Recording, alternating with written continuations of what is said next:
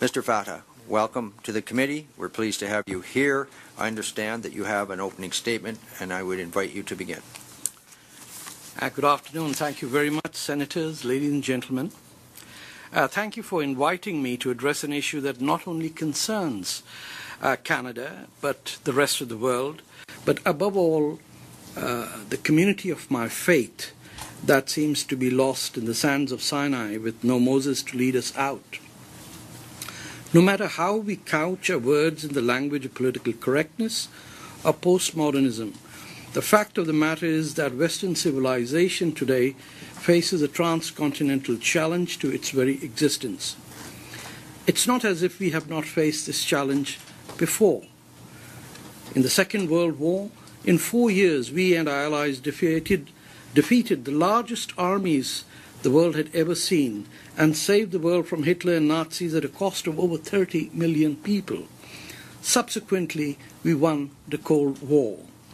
But today, 14 years after Islamism launched its war in the West, we cannot stall, let alone defeat the forces of international jihad. As a Muslim, it gives me no pleasure in washing my dirty laundry, either in public or in these august chambers. But I believe if we Muslims do not step forward and speak the truth, we will suffocate in the stench of our own making while trying to blame others for creating the mess we find ourselves firmly stuck. I understand the Standing Committee on the National Security and Defence has a mandate to study and report on security threats facing Canada and is presently focusing on the issue of preventing of radicalization. Allow me to answer some specific areas that may be of help to your committee and offer some recommendations at the end.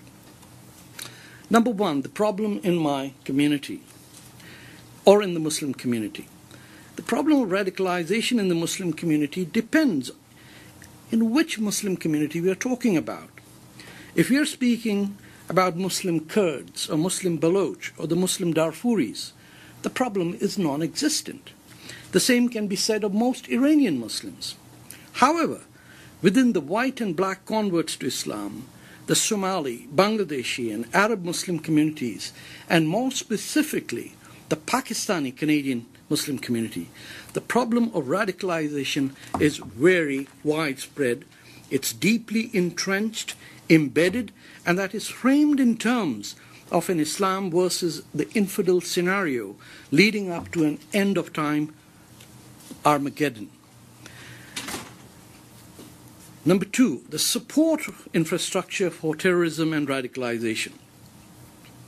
The support structure that exists for Islam-based terrorism or radicalization or Islamism, which is a starting point to the end part of someone being a jihadist, is multifaceted. At its base are the Islamist organizations and mosque-based groups who lay the seeds of radicalization, not necessarily in the recruitment of terrorists, but in the politicization of the sermons that whip up a sense of victimhood of Muslims while cultivating a hatred of non-Muslims and other groups such as gays and women who demand equality and who refuse to wear head wraps or be encased in burqas. To give you a specific example, which most of you would not know about, is that most mosques in Canada and around the world start their Friday congregation with a prayer that asks Allah to give victory to the Muslims over the kuffar or the infidels, that is people like you. The glorification and radicalization is endemic and ubiquitous in the sermons and teachings to very young adults, as can be verified from the incidents in the United Kingdom and even here in Canada. Every Islamic hero in the last 1400 years has been a jihadist who is celebrated for his exploits in defeating Christians, Jews, Hindus, or pagans. It is with shock that I learnt on Saturday that an RCMP de-radicalization partner, a white convert to Islam by the name of Muhammad Robert Heft, had lengthy meetings over the last 2 weeks with the Taliban leadership in the ISIS-backing Emirate of Qatar. Mr. Heft has been negotiating a pact with the Taliban, and I am not sure if either your committee or RCMP or CSIS knows about it. But he did come back yesterday and attended an event in Mississauga, which was also, the keynote speaker was a federal minister, where he expounded his views. His view is that Canada's foreign policy is at the root cause of all jihadi terrorism. His absurd suggestion is that to ally with the Taliban terrorists and to fight ISIS. The question has been asked if the RCMP or CSIS have ever had any communications with our group. In my 25 years of fighting against Islamism and confronting jihadism within my Muslim community, as an author of 2 books, as a radio host, as a weekly columnist, let me state emphatically, not a single time have I ever been approached by any outreach committee of the Toronto Police, the RCMP, CSIS, or any other security agency. They will simply not meet with any Muslim who looks like an integrated Muslim. I can only draw one conclusion, ladies and gentlemen. In the eyes of the RCMP, a Muslim is a Muslim only if he or she dresses up in medieval attire, encases his wife in a burqa, and speaks with a guttural accent. The Muslims who the Mounties certify as moderate Muslims, who we are told are fighting radicalization, are in fact Islamists who are pro-Sharia, have never, ever once renounced the doctrine of armed jihad. These men and women are pulling the wool over RCMP eyes. As an example, one celebrity promoted by both CSIS and RCMP through both liberal and conservative governments is a Hamilton lawyer, a fine fellow by the name of Hussein Hamdani, who sits on the Canada's Cross-Cultural Roundtable on Security. His presence on CCR has been used to push the Islamist agenda rather than thwart the Islamists. Then there's the infamous Canadian Counter-Radicalization Handbook, United Against Terrorism, which was produced by 2 Muslim groups, ostensibly in collaboration with the RCMP, until they backed out later.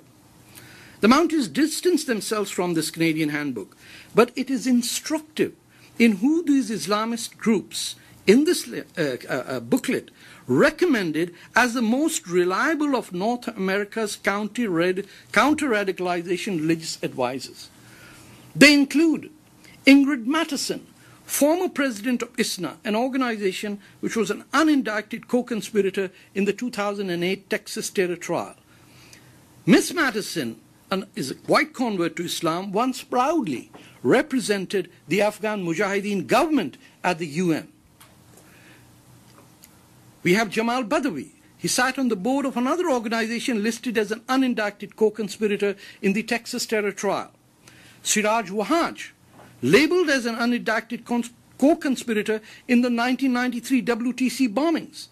Ziad Shakir, who was outed for his radical ideology by a retired lieutenant commander in the US Navy, Dr. Zudi Jasir, the founder of the American Islamic Forum for Democracy. Now, the question is asked whether counter-radicalization programs work. Let me assure you, there is no such thing as de-radicalization. It is one of the biggest money-making ventures that were ever introduced after 9/11. Experience in Saudi Arabia shows that every one of the radicals released under the guarantee of the Saudi government from Gitmo turned back and are now fighting on the side of ISIS. Let me give you an example of what Islamism is. Islamism is like an agricultural enterprise. Tilling the soil is different from planting and sowing the seed. Irrigating the soil is not the same as spreading pesticides to keep the parasites away. And when it comes to harvesting the crop, the act is different than the sale of the crop. Dear Senators, some Islamists plant the seed while others harvest the crop of jihadists as recruiters. To suggest that those who plant the seed should eradicate the crop before the harvest is a fool's dream. The RCMP and other guilt-ridden mainstream politicians may munch on this marijuana, but as a Muslim, I am prohibited from any intake of such intoxicants. The specific recommendations to this committee, I'll list them for you. Number one, lay hate speech charges against any Muslim cleric who hides behind religious rights to attack and demonizes members of another faith or another religion, as is done every Friday in every mosque of this country. Every mosque must be monitored for such hate speech, where the word kuffar is invoked to hide the real target, which is Hindus, Christians, and Jews. Any mosque indulging in active politics must have the charitable status revoked. We have the law, we simply don't implement it.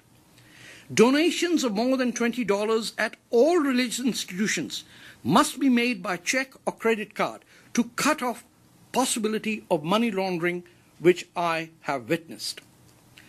Number 5, immigration from Pakistan, Somalia, Iran, Iraq, and Syria must be suspended until Canada can be assured that the security documents, identity papers, and university degrees cannot be bought in the black market or from state agencies.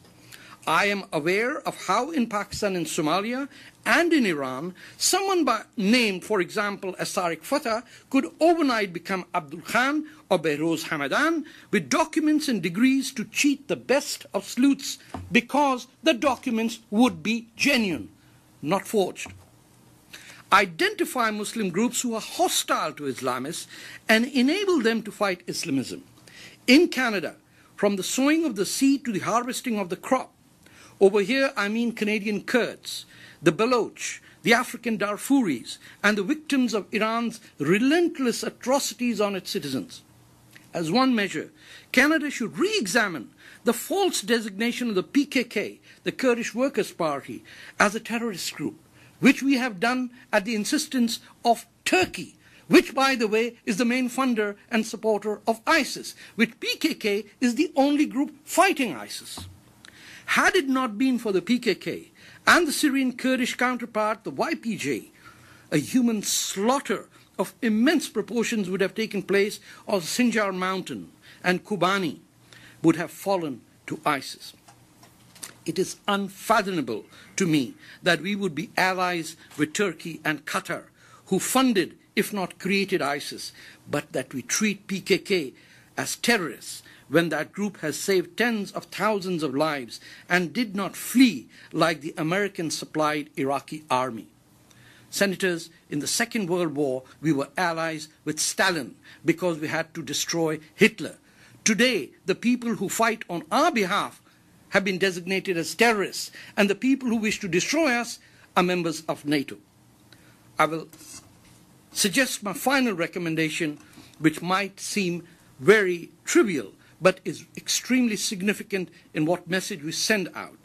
We should ban the burqa in public as an example set by the Republic of France, and that has been upheld by the European Human Rights Commission and the court for 2 reasons.